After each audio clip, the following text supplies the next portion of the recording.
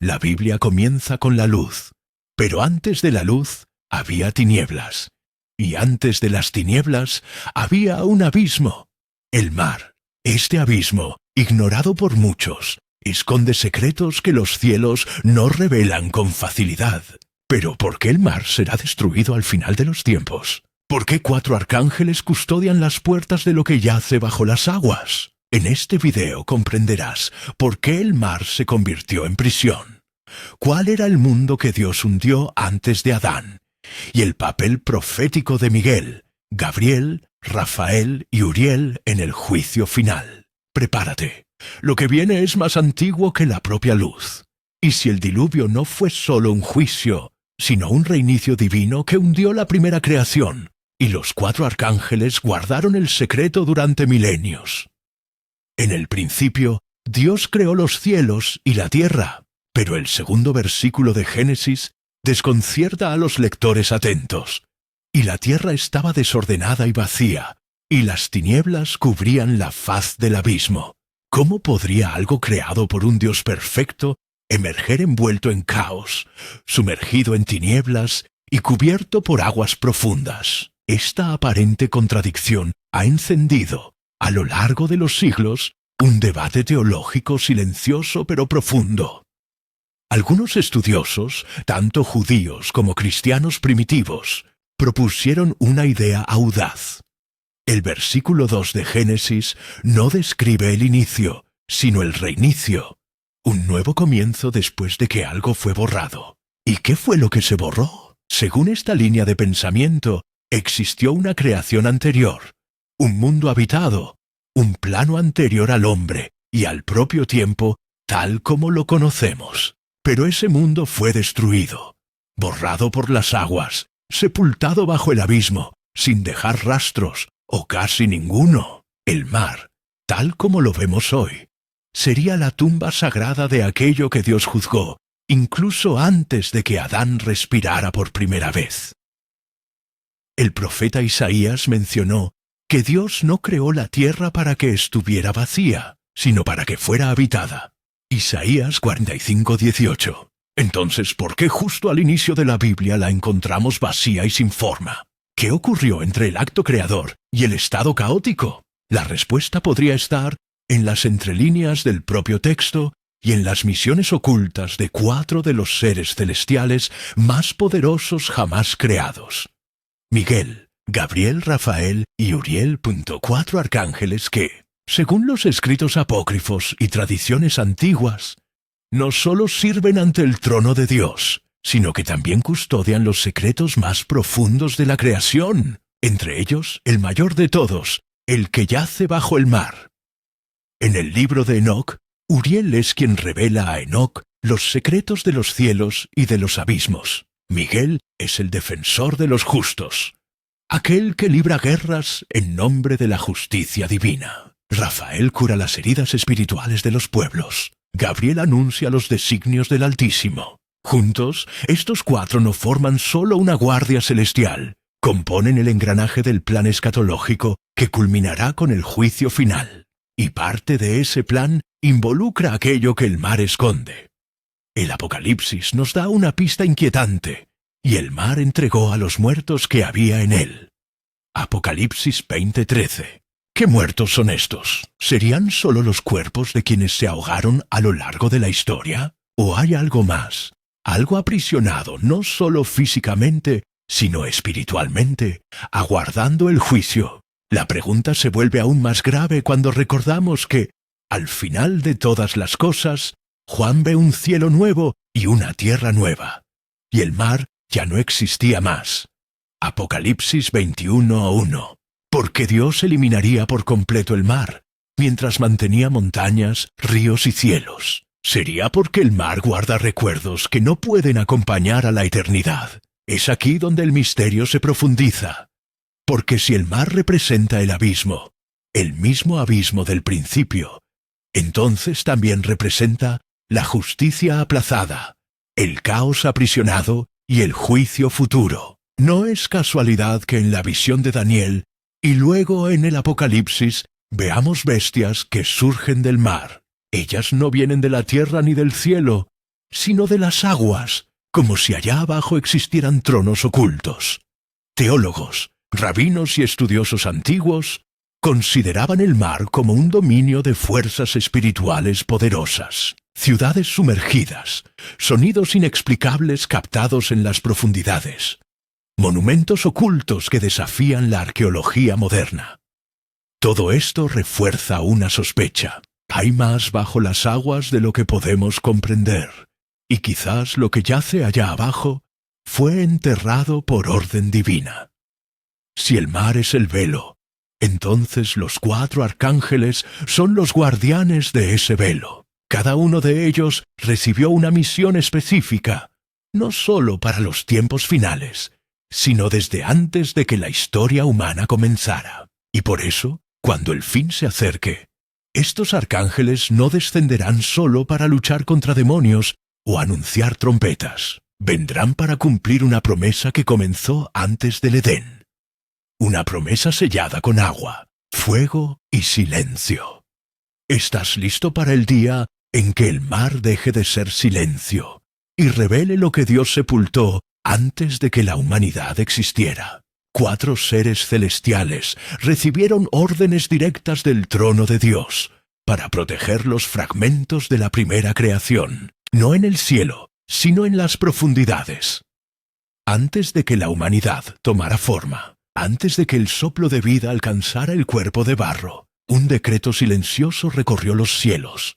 Lo que fue destruido no podía ser olvidado, pero tampoco podía ser revelado. Dios, en su soberanía, delegó a los 4 arcángeles una misión que trasciende la propia creación humana. No era solo proteger los cielos o batallar contra el mal, era custodiar los límites de la memoria cósmica. Aquello que fue sepultado por las aguas no estaba muerto, estaba dormido y necesitaba ser vigilado.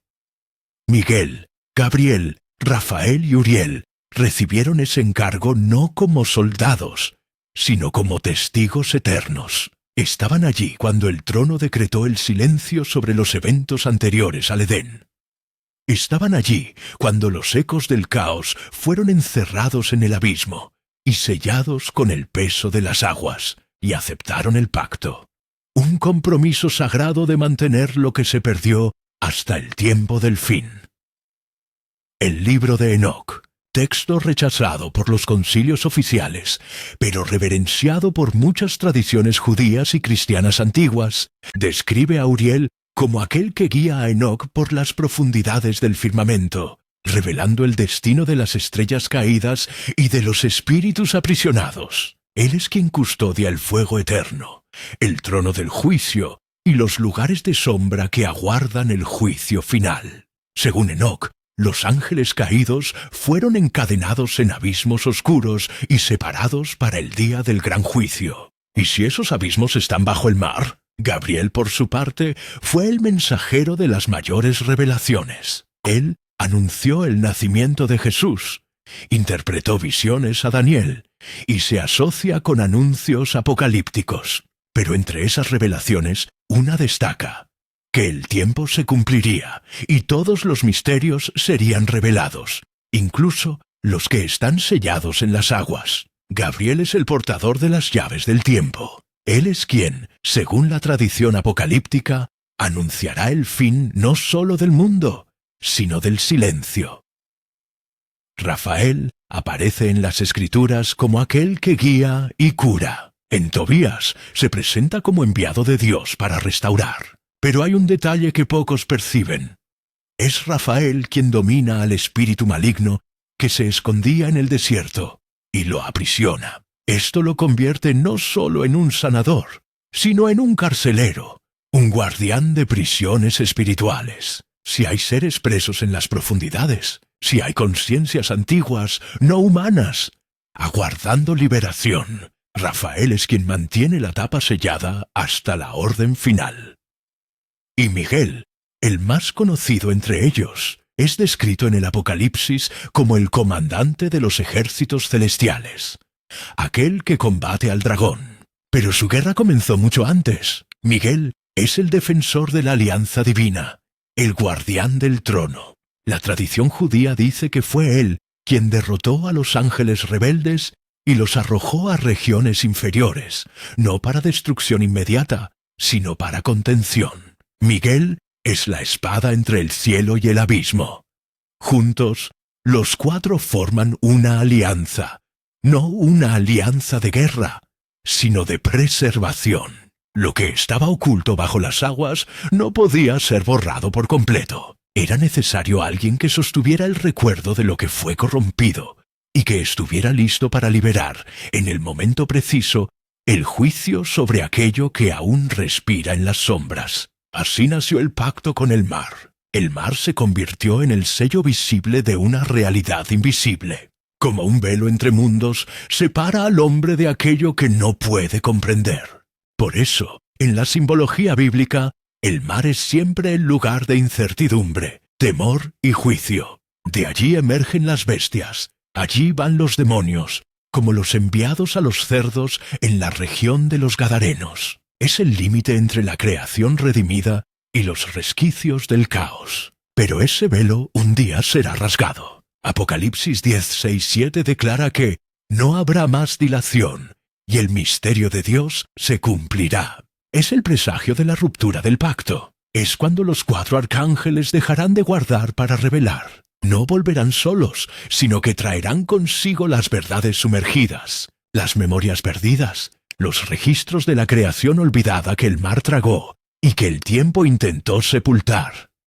Quizás por eso los océanos sean tan vastos, tan inexplorados. Quizás el motivo por el cual la humanidad conoce mejor la superficie de Marte que los propios abismos de la Tierra sea porque lo que está allá abajo no fue hecho para ser redescubierto. Aún no, porque los arcángeles aún están de guardia y su pacto aún está activo. ¿Pero por cuánto tiempo? ¿Y si los sellos ya están comenzando a romperse? ¿Estás listo para enfrentar aquello que fue escondido antes de que el hombre fuera moldeado del polvo? Apocalipsis 20:13 declara: «Y el mar entregó a los muertos que había en él». ¿Pero qué muertos son estos? En el día del juicio, los cielos se abrirán, la tierra temblará, y el mar, ese antiguo abismo, será forzado a devolver todo lo que escondió. No solo cuerpos, no solo huesos, sino memorias, entidades y conciencias que fueron selladas bajo las aguas. Esta es la promesa hecha en silencio en el Apocalipsis. Y cuando esa hora llegue, 2 de los 4 arcángeles serán enviados no para anunciar, sino para liberar. Rafael y Uriel, el sanador y el revelador, quienes descenderán a las profundidades con la orden de deshacer el sello de Dios sobre los antiguos. Rafael siempre ha sido visto como el ángel de la curación, de la restauración, aquel que guía a los justos y protege a los fieles. En el libro de Tobías es enviado para liberar a una mujer atormentada por un espíritu inmundo y para curar la ceguera de un padre desesperado. Pero su misión final va mucho más allá de las enfermedades físicas. En los tiempos del fin, Rafael será enviado para curar las heridas dejadas por una creación corrompida, incluso aquellas que yacen olvidadas bajo los océanos. Porque el mar no guarda solo secretos, guarda heridas no tratadas. A su lado estará Uriel, cuyo nombre significa fuego de Dios o luz de Dios. Él es quien, según los apócrifos, revela a Enoc los misterios del cielo y de la tierra, los ciclos de los astros, los lugares ocultos y los destinos de las almas. Uriel no solo ilumina los cielos, él desciende al infierno, atraviesa el abismo y trae luz a los lugares que nunca vieron el día. Al final de los tiempos, será él quien guíe las revelaciones que surgirán del mar y separe lo que debe ser salvado de aquello que será condenado. El Apocalipsis declara que el mar devolverá a los muertos. Pero esto no se refiere solo a cuerpos de náufragos o soldados ahogados. Esta expresión apunta a algo más profundo. Entidades espirituales aprisionadas, seres que caminaron en eras olvidadas, híbridos, descendientes de la corrupción entre los hijos de Dios y las hijas de los hombres, mencionados en Génesis 6. Estos gigantes, los Nefilim, Fueron juzgados y barridos del mundo por la fuerza de las aguas. Pero ¿y sus espíritus? ¿Dónde fueron aprisionados? El libro de Enoc afirma que los espíritus de los gigantes muertos se convirtieron en espíritus malignos, condenados a vagar por la tierra hasta el día del juicio. Sin embargo, algunos de ellos, los más peligrosos, los que pervirtieron la creación desde su raíz, fueron arrojados a prisiones subterráneas, en regiones profundas, en cárceles de oscuridad. Y todo indica que esas prisiones están localizadas bajo los mares. El abismo, por tanto, no es solo geográfico, es espiritual. Y Rafael y Uriel, en sus misiones finales, tendrán que descender hasta esos dominios. La simbología del mar en las Escrituras es consistente. En Jonás, el profeta desciende hasta el fondo del mar, hasta la raíz de los montes, donde declara: la tierra, con sus cerrojos, se cerró sobre mí para siempre. En lenguaje profético, Jonás representa a aquel que visita a los muertos y retorna. Él es una imagen pálida de Cristo, que también descendió a las regiones inferiores de la tierra. Y si tanto Jonás como Jesús cruzaron el límite del mar, ¿no sería extraño que los arcángeles también tuvieran acceso a esa realidad? Y no solo acceso, sino autoridad sobre ella. Uriel, con su luz, es capaz de discernir lo que está listo para ser restaurado y lo que debe ser destruido. Él iluminará los túneles sombríos del abismo, revelando seres olvidados, ciudades sumergidas, pactos enterrados y maldiciones ancestrales que aún influyen en el mundo actual. Rafael, con su unción de curación, liberará a los justos que fueron injustamente tragados por las aguas, los fieles que fueron asesinados por resistirse al mal, las almas que esperaron en silencio el día de la venganza de Dios.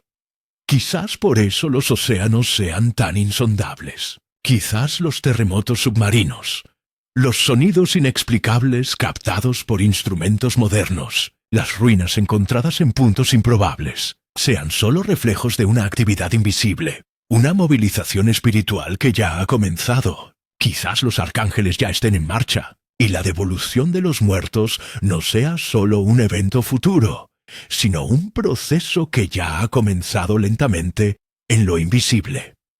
Las Escrituras dicen que nada quedará oculto y que todo será llevado a la luz. Ese todo incluye lo que fue enterrado por las aguas y lo que fue olvidado por los hombres. La generación final no verá solo milagros y juicios en el cielo, verá revelaciones emergiendo de las profundidades, trayendo a la superficie lo que fue corrompido y lo que Dios desea restaurar. Y los primeros en intervenir serán Rafael y Uriel, uno con el bálsamo, otro con el fuego. Si el mar es una prisión, entonces la llave está con ellos, y cuando ellos desciendan, el silencio será quebrado.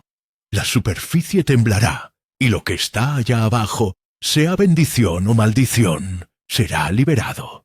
El mar aún parece calmo, pero ¿estás preparado para el día en que Rafael y Uriel abran las puertas del olvido y lo que fue enterrado vuelva a caminar sobre la tierra? Y si el primer ser en romper el velo entre los cielos y el abismo es Miguel, el comandante celestial, que no solo expulsa demonios, sino que corta el propio tiempo. El silencio de las aguas es un engaño, oculta más que solo profundidad. Es con guerra, y la primera chispa del enfrentamiento final será encendida por un ángel que ya derrotó dragones, que ya enfrentó tronos de tinieblas y que continúa custodiando las puertas del Edén espiritual. Miguel, aquel que lleva el nombre ¿Quién como Dios?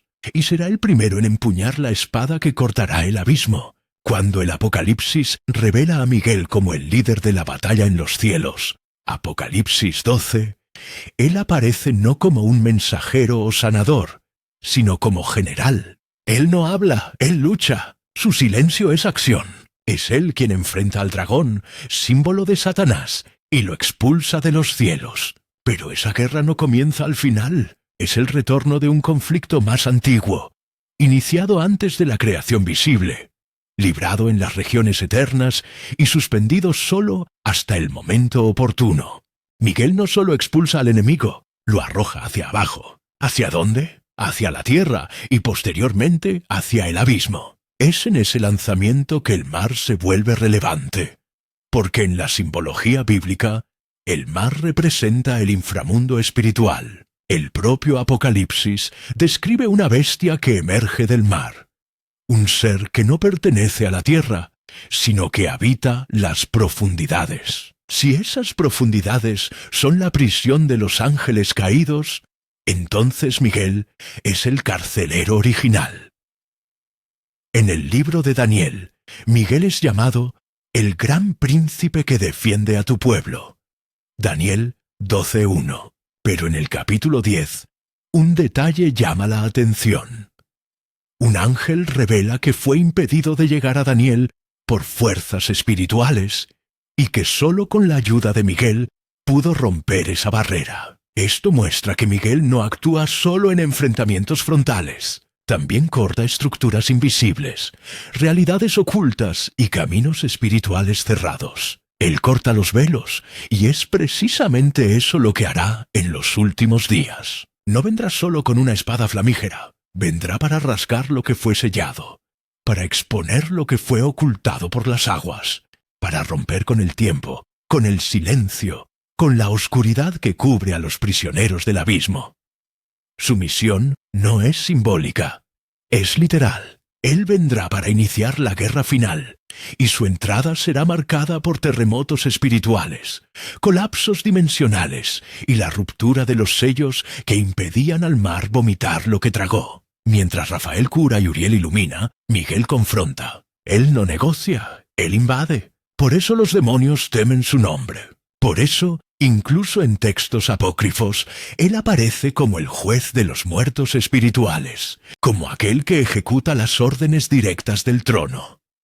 Según el Apocalipsis, cuando los cielos se abran y Jesús surja con sus ejércitos, Miguel estará a su lado. Pero su actuación ya habrá comenzado mucho antes, en silencio, en las profundidades. Hay tradiciones antiguas que afirman que Miguel no solo derrotó a Lucifer, sino que también lo impidió destruir lo que había sido creado. Él preservó portales, selló prisiones y mantuvo la estructura espiritual de la creación mientras los cielos pasaban por juicio. En otras palabras, él no solo luchó, sostuvo las columnas de la realidad. Y cuando llegue el tiempo del fin, será él quien libere a los justos aprisionados, juzgue a los caídos y cierre el ciclo iniciado antes de la tierra. También se menciona a Miguel como aquel que custodia los cuerpos de los justos. En Judas 1:9 vemos a Miguel disputando con Satanás por el cuerpo de Moisés.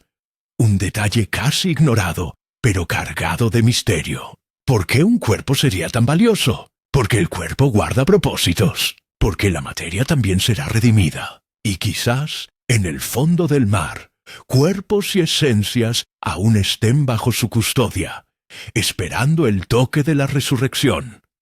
Si el mar va a devolver a los muertos, es porque Miguel ya habrá cortado el sello. Si los espíritus olvidados de la era anterior a la humanidad emergerán para el juicio, es porque Miguel ya habrá roto los grilletes. Y si la tierra va a temblar, es porque el guerrero eterno ya descendió con su espada. Miguel no es solo el defensor de los cielos, es el ejecutor de la voluntad divina.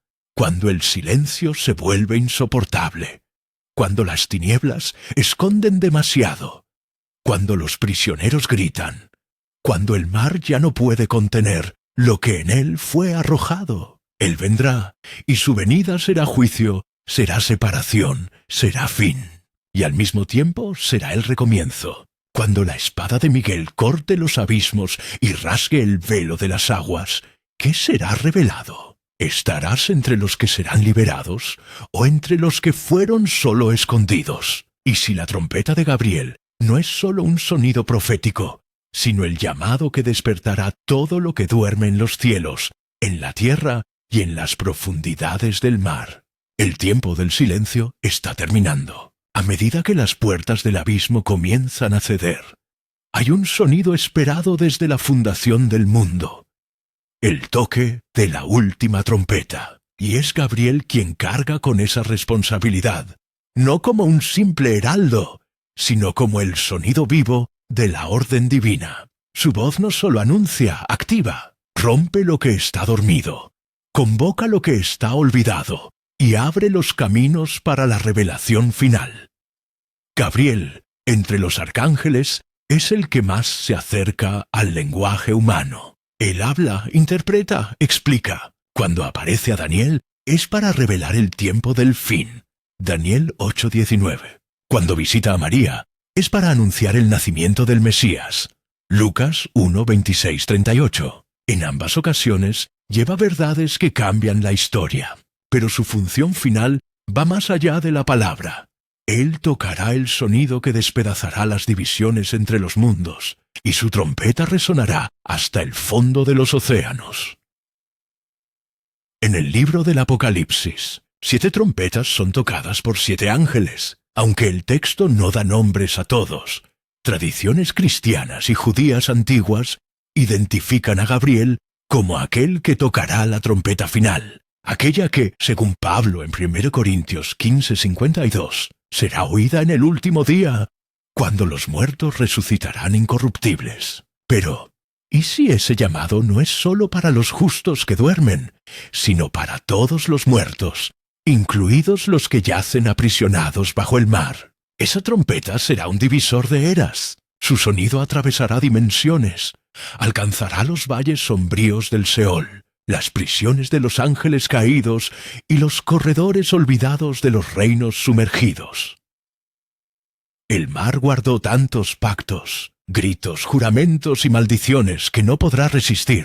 Será forzado a abrir sus brazos y devolver todo lo que mantuvo escondido desde el principio. Pero ese momento no ocurrirá por casualidad. Ocurrirá porque Gabriel habrá hablado. Hay una fuerza en la palabra de este arcángel que trasciende los límites de la comprensión humana. Él no es solo un mensajero, es el propio sonido de la revelación. Cuando Daniel cayó rostro en tierra, fue Gabriel quien lo levantó y dijo: «Estoy aquí para hacerte entender lo que ha de venir en los últimos días». Esa frase no era solo para Daniel, era para toda la generación que se acercara al fin. Y ahora más que nunca vuelve a resonar. El mar es un cementerio de voces, pero la trompeta de Gabriel no respeta muros, ni agua, ni tinieblas. Ella penetra, invade, reanima. Cuando sea tocada, los ecos de la creación olvidada responderán. Aquellos que fueron ahogados en eras pasadas,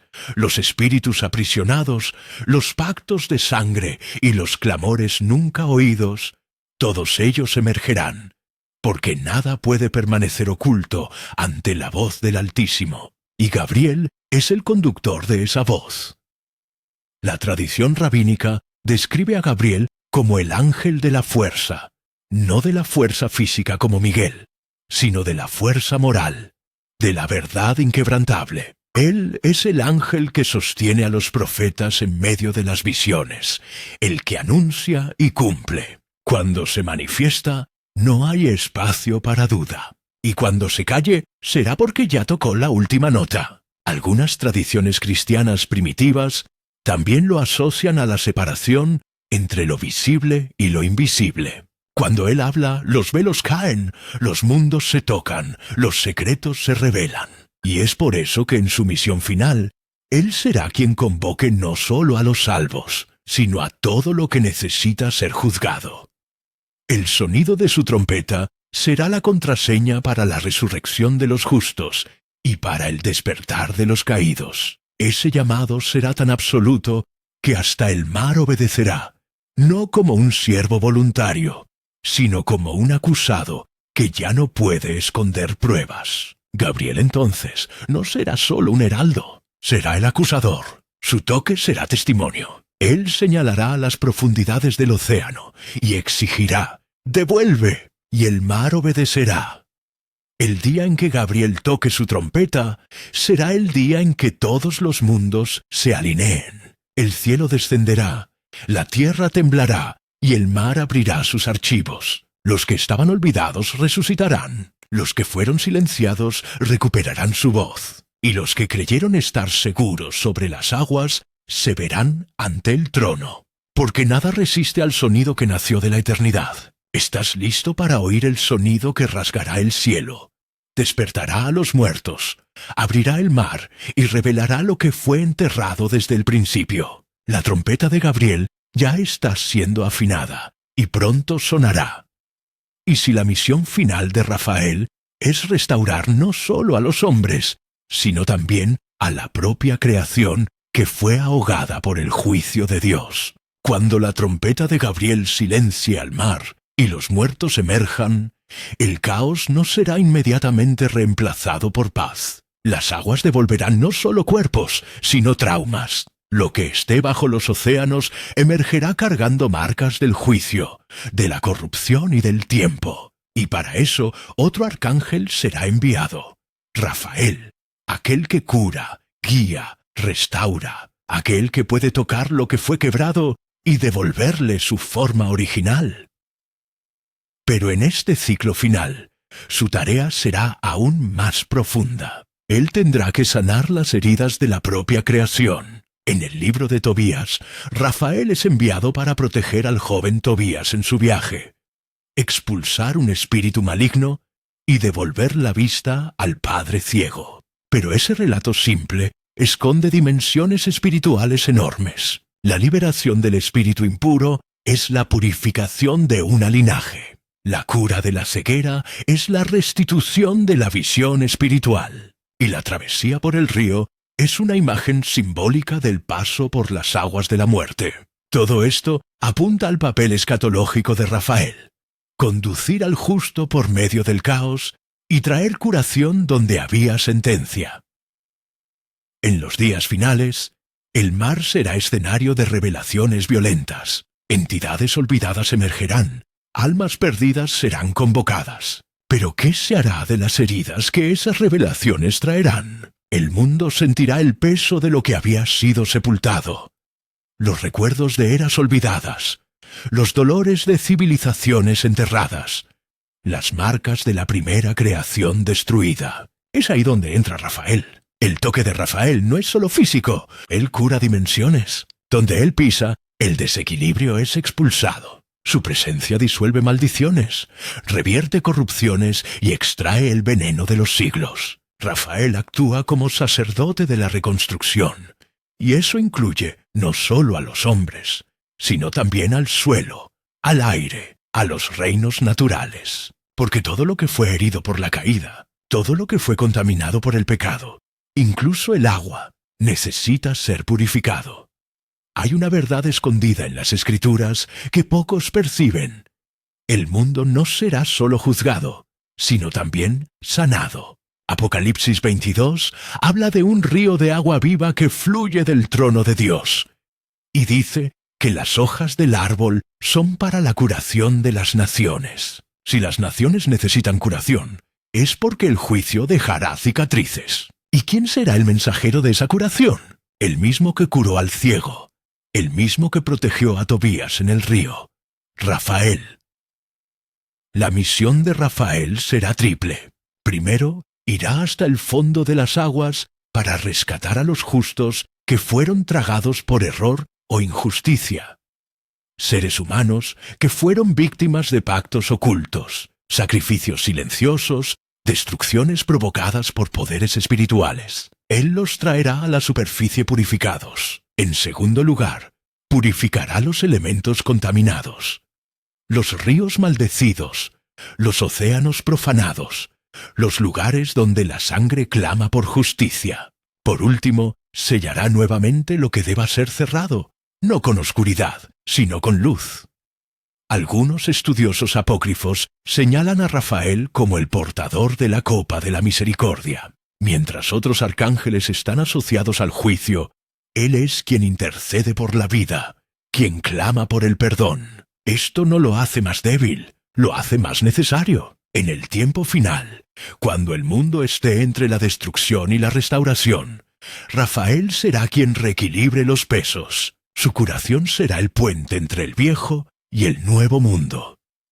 Imagina los océanos liberando ciudades enteras que fueron hundidas, regiones que existieron antes de Adán, civilizaciones que desobedecieron y fueron borradas. Rafael no juzgará esas almas, pero las tocará con el sello de la restauración. Aquellos que aún puedan ser redimidos, lo serán. Aquellos que aún puedan ver, verán. Y aquellos que resistan la cura, conocerán el juicio del trono. Pero Rafael no actuará solo en lo invisible. Su presencia será manifiesta. Los hombres verán lugares antes muertos florecer.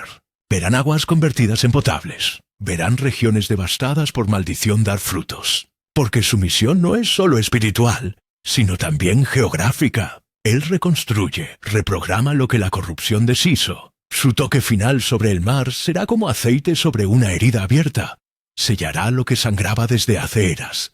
Por eso, su presencia será también un signo. Donde Él esté, la esperanza será restaurada, y aquellos que estaban perdidos podrán entender que no todo fue juicio, que incluso en el juicio hay curación, que incluso en las aguas hay camino, que incluso en el silencio hay una voz que restaura. Cuando Rafael extienda su mano sobre los océanos y toque las heridas de la creación ahogada, ¿estarás entre los que serán curados o entre los que rechazaron la restauración? Y si el último secreto del mar solo puede ser revelado por la luz de un ángel que custodia los secretos del trono de Dios desde antes del tiempo, el fin de los tiempos no será solo un grito de guerra o un clamor por justicia. También será un momento de revelación. Aquello que quedó oculto por milenios, no solo bajo las aguas, sino en la mente de Dios, será expuesto.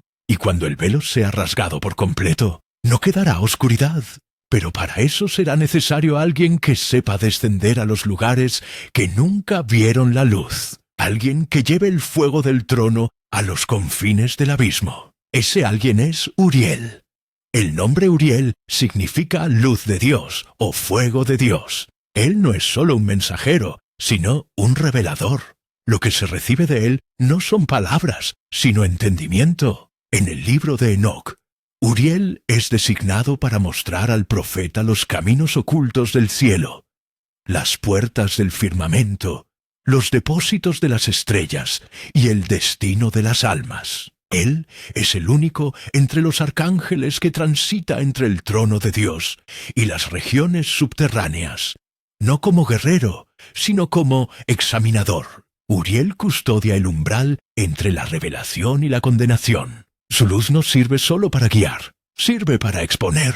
Él es el ángel que ilumina lo que debería haber permanecido escondido. Y por eso, su aparición al final de los tiempos marcará el momento en que todos los secretos del mar, los pactos ocultos, las estructuras sepultadas, los juicios aplazados, serán colocados ante el trono. No habrá más sombra, porque la luz de Uriel revelará todo.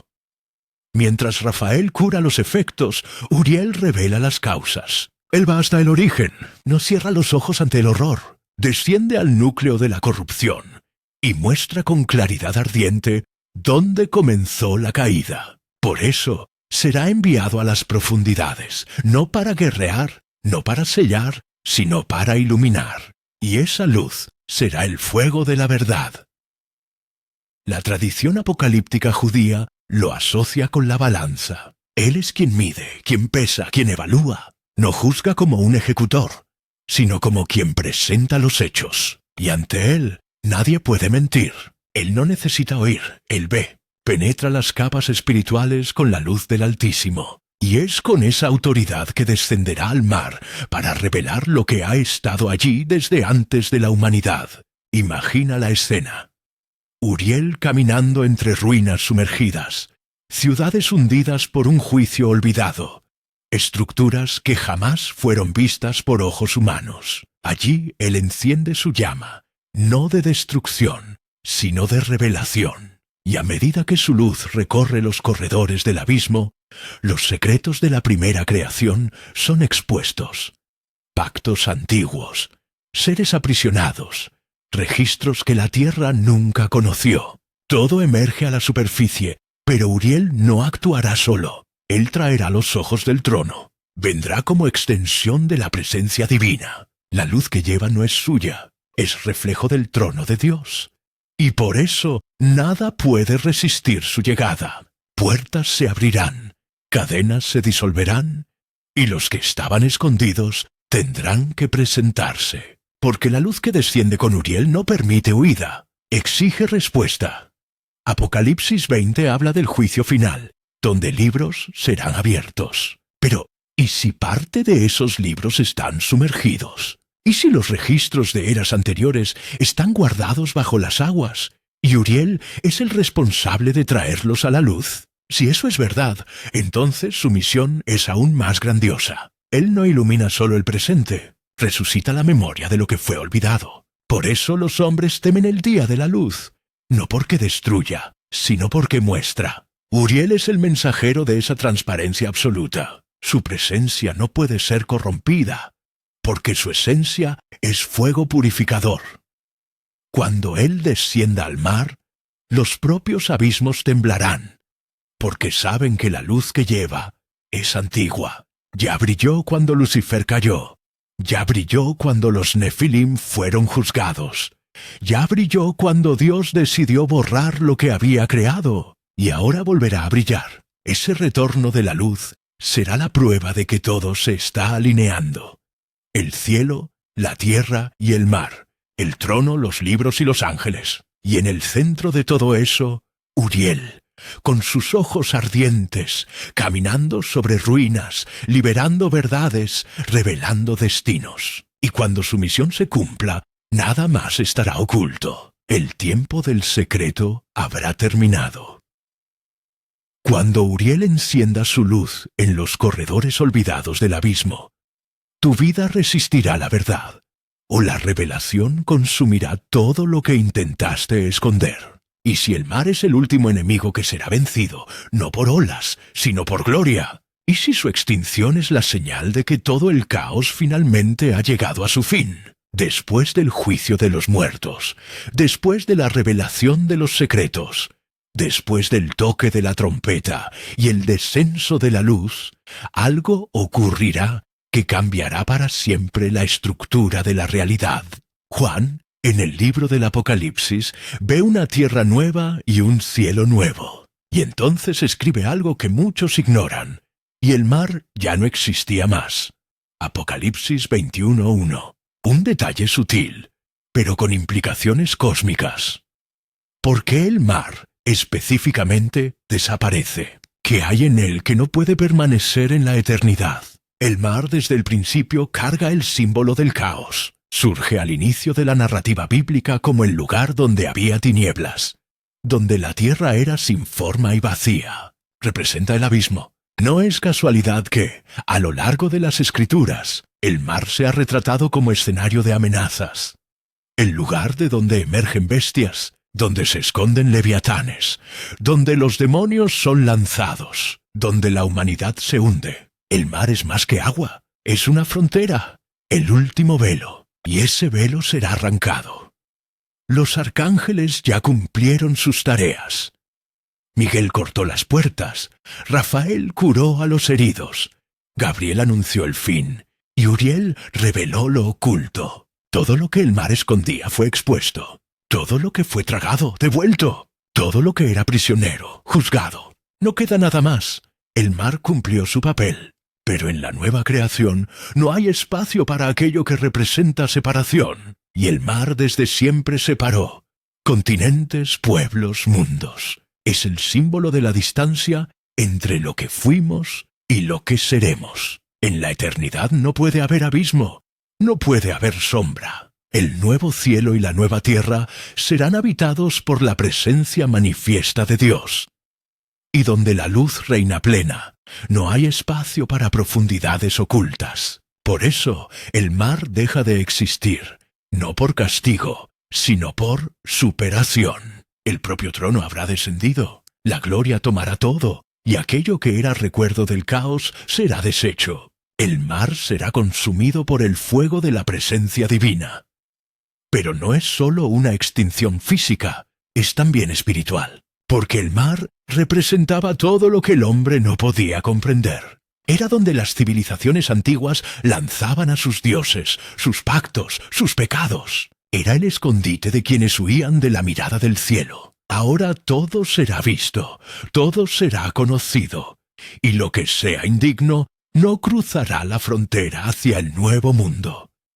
Ese momento será definitivo. Los libros fueron abiertos, los muertos fueron juzgados, el tiempo fue cerrado, y entonces el mar, el último símbolo del misterio, será extinguido. Es el último eco de la primera creación siendo silenciado, porque la nueva creación será hecha solo de luz, de justicia, de transparencia. No habrá más necesidad de velos, ni de límites, ni de muros de agua. La decisión de Dios de eliminar el mar es la confirmación de que el mal fue erradicado por completo, de que los tronos de las tinieblas fueron derribados, de que la creación ahora es segura. Los ángeles ya no vigilarán puertas, los hombres ya no temerán abismos, porque los abismos ya no existirán. La realidad habrá sido unificada, y el trono reinará sobre todos los aspectos del ser.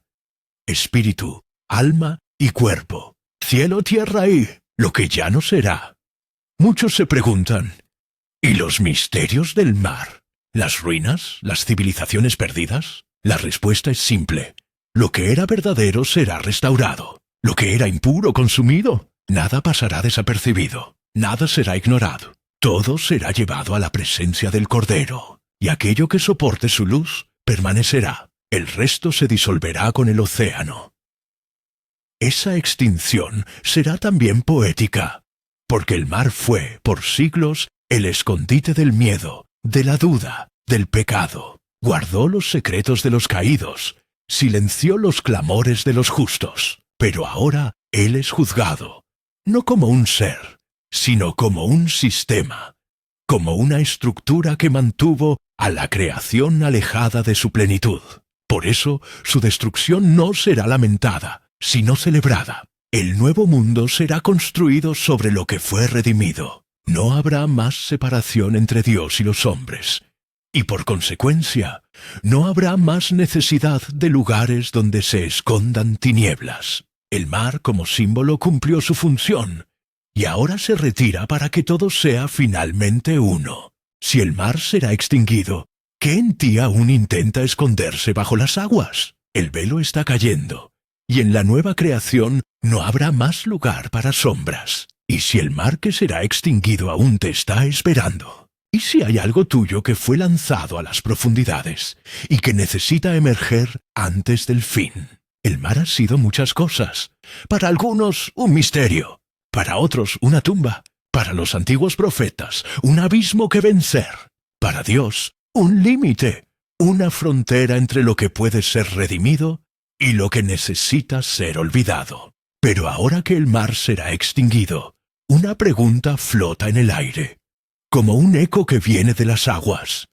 ¿Qué quedó allá abajo? ¿Y aún te pertenece? Quizás no estemos hablando solo de ciudades sumergidas o civilizaciones perdidas. Quizás el mar ha recibido partes de tu historia, sueños que abandonaste, verdades que enterraste, promesas que se hundieron, heridas que escondiste. ¿Cuántas decisiones, cuántas caídas, cuántos gritos ahogados arrojaste al mar de tu alma, esperando que nunca más emergieran? Pero, ¿y si el tiempo del silencio terminó? Si Rafael va a sanar lo que se hundió, si Uriel va a iluminar lo que fue sepultado, si Miguel va a abrir las puertas y Gabriel tocará la trompeta, entonces el mar inevitablemente devolverá lo que esconde. Eso incluye las estructuras espirituales, las prisiones demoníacas, los pactos antiguos, pero también te incluye a ti, a tus elecciones, a tus secretos,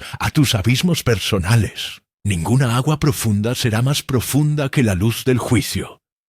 Por eso, este capítulo es para ti, no para hablar del fin del mundo, sino de tu mundo, porque antes de que el mar sea borrado, será espejo. Mostrará lo que hay en el fondo, no para condenar, sino para revelar, porque la revelación es el inicio de la redención, Y si Dios permite que escuches este llamado ahora, es porque aún hay tiempo de sumergirte, no para hundirte, sino para rescatar. La eternidad comienza antes de la muerte. Comienza cuando enfrentas los abismos que construiste. Comienza cuando dejas de huir de las aguas y decides atravesarlas con fe. Jesús no se hundió en el mar, caminó sobre él. Jonás no murió en las aguas, fue transformado en ellas. El pueblo de Israel no pereció en el Mar Rojo, lo atravesó. Para el justo, el mar no es fin, es paso. Pero para eso debes elegir atravesarlo. ¿Y qué tiene que ver esto con los 4 arcángeles? Todo. Ellos no vinieron solo para cumplir órdenes escatológicas, vinieron para ayudarte a elegir. Miguel quiere cortar los lazos que te atan al pasado. Gabriel quiere recordarte para qué te llamó Dios a vivir. Rafael quiere sanar las partes de tu alma que escondiste. Uriel quiere mostrarte la verdad, aunque arda. Pero ninguno de ellos actuará si tú no lo permites. Dios, en su soberanía, podría forzar todos los secretos a la superficie, pero eligió esperar. Esperar a que tú decidas revelar antes de ser revelado, sanar antes de ser expuesto, redimir antes de ser juzgado, porque la misericordia precede al juicio. Y hoy aún es día de misericordia. ¿Alguna vez has pensado que quizás la razón por la cual los océanos aún existen es porque Dios aún está esperando a que tú te sumerjas en Él, esperando a que enfrentes tus monstruos, esperando a que confieses lo que nadie más ve? El mar, en este sentido, no es solo un símbolo de juicio, es también una invitación, un llamado a descender y emerger diferente. Pero el tiempo pasa. El Apocalipsis declara que habrá un cielo nuevo, una tierra nueva, y que el mar no existirá más. Cuando eso ocurra, será demasiado tarde para volver atrás. Lo que no fue sanado será cortado. Lo que no fue revelado será juzgado. Lo que no fue entregado será perdido. Y no por falta de aviso, sino por elección. Por eso mira dentro de ti ahora. Pregúntate, ¿hay algo en el fondo de mi mar que aún necesita emerger? ¿Una culpa antigua? ¿Un trauma escondido? ¿Un don que sofocaste? ¿Una fe que abandonaste? No esperes a que las aguas sean forzadas a devolver lo que tú mismo encerraste. Entrégalo. Súbelo. Permite que el cielo comience ahora, antes de que el mar sea borrado. Porque el gran misterio es este. El mar no será extinguido porque sea malo. Será extinguido porque en la nueva creación no habrá más nada que esconder. El mar desaparecerá, pero antes de eso puede transformarte. ¿Qué harás con lo que aún está sumergido en ti?